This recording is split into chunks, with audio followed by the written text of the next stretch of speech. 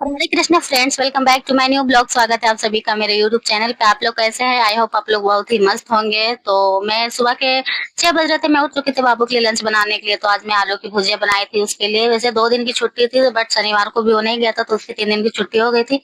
और अगर 1-2 दिन की छुट्टी हो जाए तो फिर उठने का मन नहीं करता है खाना बनाने के लिए। तो जैसे तैसे 5:30 बज चुके थे, मम्मी ने उठाया था तो मतलब ब्रश ब्रश करते करते झाड़ू मारते 6 बज गए थे। तो इधर मैं किचन में आ गए थे खाना बनाने के लिए, बट मैं इधर बना रहे थे, उधर वो रूम में चिल्ला रहा था कि मम्मी ही मुझे रेडी करेगी। रितिका उसको उठा रही थी तो बट उठ नहीं रहा था, तो मैं चली गई खाना को छोड़ के उसको नहाने के लिए। और इधर रितिका आ गई थी किचन में उसके लिए ब्रेकफास्ट बनाने के लिए।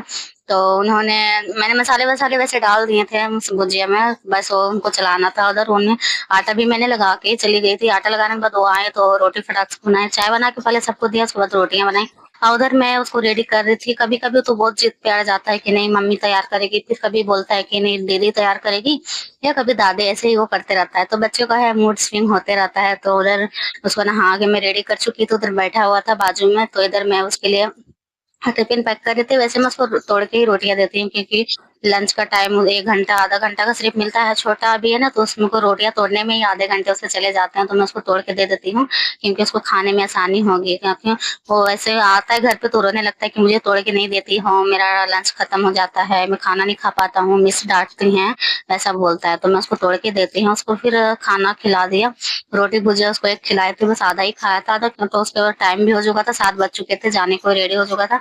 तो मैंने उसको भी शौक से शूज पहनाए। ड्रेस अभी मिल ही रही थी, तो आज पता शायद मिल जाएगी, क्योंकि वो उसके सर थे जो प्रिंसिपल थे, वो बाहर कहीं उड़ीसा शायद गए हुए थे। तो उसको स्कूल भेजने के बाद मैंने भी घर का काम वाम कर लिया था, थोड़ा बहुत जितना भी था, क्योंकि जब तक वो जा रहा था आधे घंटे बच गए थे उसके जाने में। तो मैंने भी झाड़ू पोछा कर लिए थे। उसके बाद मैं किचन में आ गए थे खाना बनाने के लिए। तो एक साइड में मैंने चावल का पानी चढ़ाया है, एक तरफ मैंने दाल को धो के चढ़ाया है। वैसे आप लोग चावल किस टाइप से बनाते हो जरूर कमेंट कीजिएगा।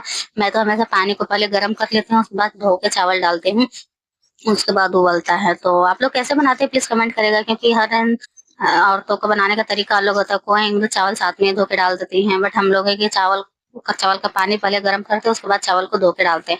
तो इधर मेरे दाल दोनों पक चुके थे, चावल भी हो चुके थे, दाल भी हो चुके थे। तो मैंने दाल को दूसरे बर्तन में ट्रांसफर किया, क्योंकि उसमें मुझे सब्जी बनाने थी। कुकर में, छोटे वाले कुकर का तो सत्यानाश ही हो गया था, क्योंकि वो मैं बना रही थी दाल, एकदम तो उपटा ब्लास्ट कर गया था।